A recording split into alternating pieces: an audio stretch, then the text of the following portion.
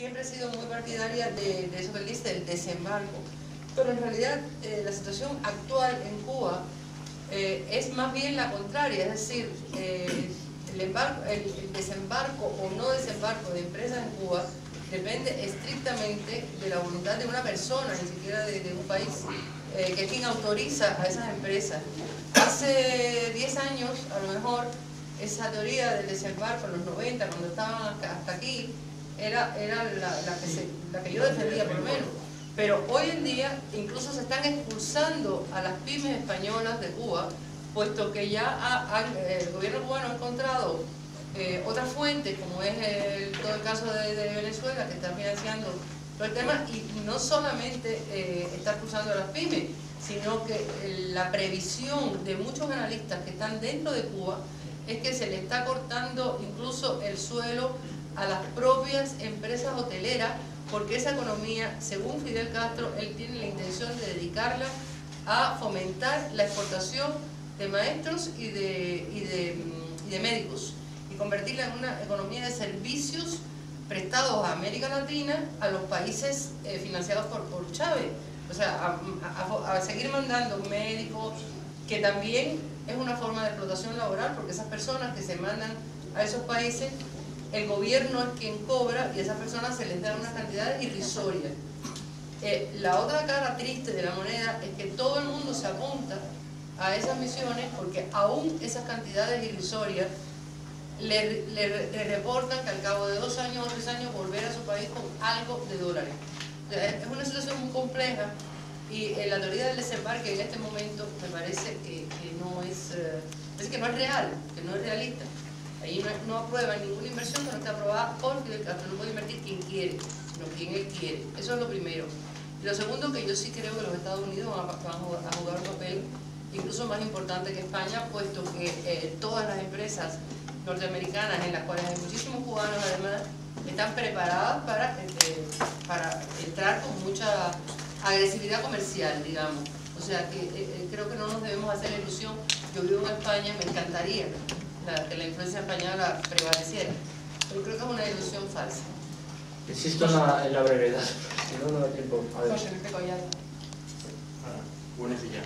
Mi nombre es Pepe Collado y yo quería tocar 2 puntos.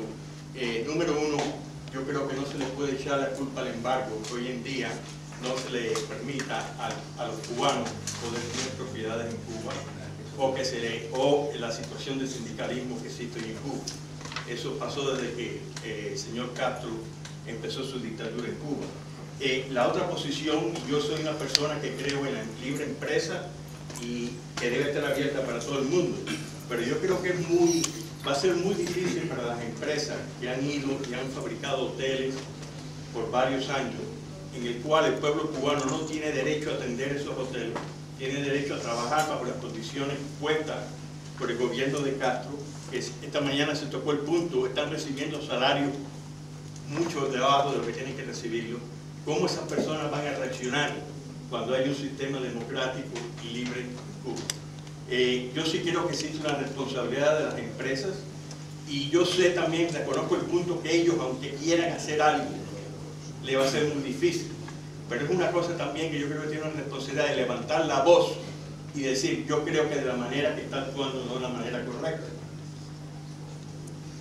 Estas son las situaciones que están, todo el mundo sabe que en Cuba lo que va a pasar es lo que el señor Castro quiere que pase, pero al mismo tiempo esas empresas que estamos hablando hoy en día, que están muy preocupadas de lo que va a pasar en Cuba después de Castro, se han estado beneficiando de la dictadura y del sufrimiento del pueblo cubano, y hay que tenerlo en cuenta, a pesar de que estén preocupados y estemos hablando aquí en España, pero eso no se habla en Cuba. Y ese yo creo que es el sentimiento de las personas que estamos aquí, que esa voz tiene que levantarse.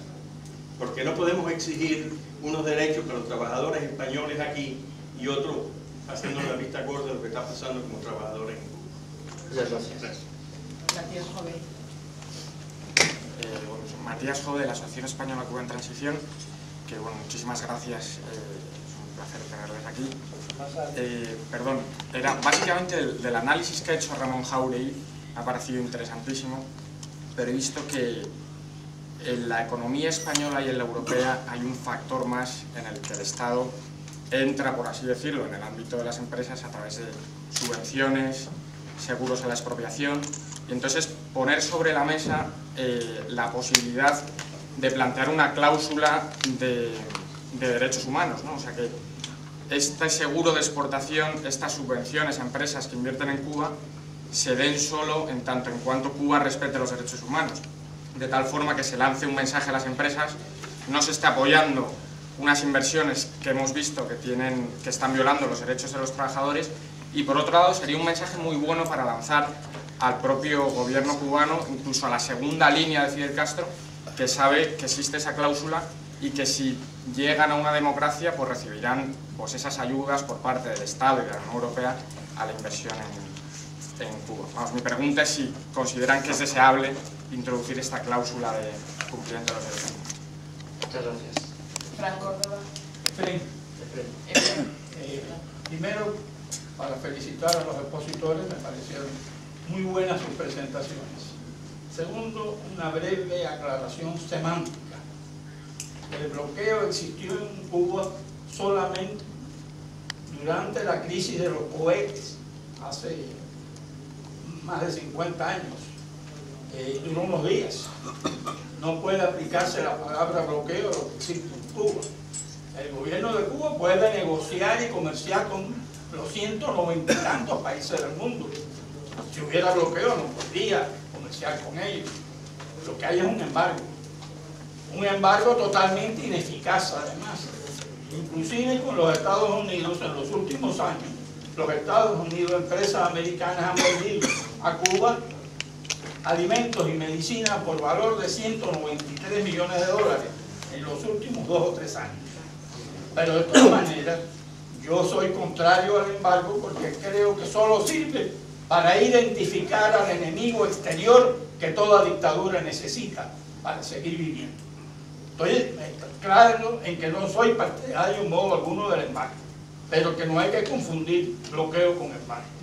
La otra cosa es la violación del convenio 95.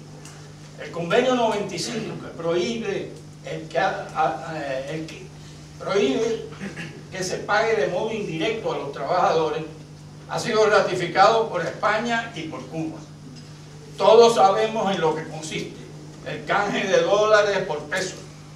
Las empresas extranjeras pagan al gobierno de Cuba el importe de la nómina en dólares y una tercera agencia empleadora paga en pesos a los obreros cubanos, lo que significa un 95% por lo menos de daño y perjuicio a los trabajadores cubanos.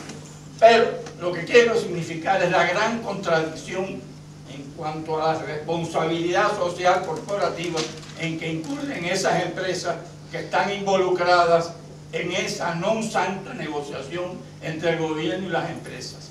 La gran contradicción es esta. A las empresas extranjeras se les da el derecho de cesantear, de dar por terminada la relación de trabajo con cualquier trabajador en cualquier momento libremente. Se le da el derecho a disciplinar a los trabajadores. Y entre la ley de inversiones y los reglamentos aplicables al turismo hay más de 70 prohibiciones y obligaciones. Y las empresas tienen derecho a exigir esas obligaciones y a poner esas prohibiciones. Pero ¿cómo es eso? Las empresas están despidiendo y disciplinando a empleados de otra entidad. Esa entidad empleadora que el gobierno creó para ese subterfugio y esa trapisonda de privar a los trabajadores del 95% de su salario. De tal manera que esas empresas están incurriendo en una grave falta de responsabilidad corporativa, porque están despidiendo, disciplinando o tomando disposiciones contra empleados y trabajadores de otra empresa. Esa agencia empleadora que el Estado cubano creó en combinación con los inversionistas para desviar esa cantidad inmensa de dinero. Ahí hay una contradicción flagrante y desgraciadamente yo que admiro tanto a España, esas empresas españolas y las canadienses y las otras, Total de Francia, Domus de México, etc., están incurriendo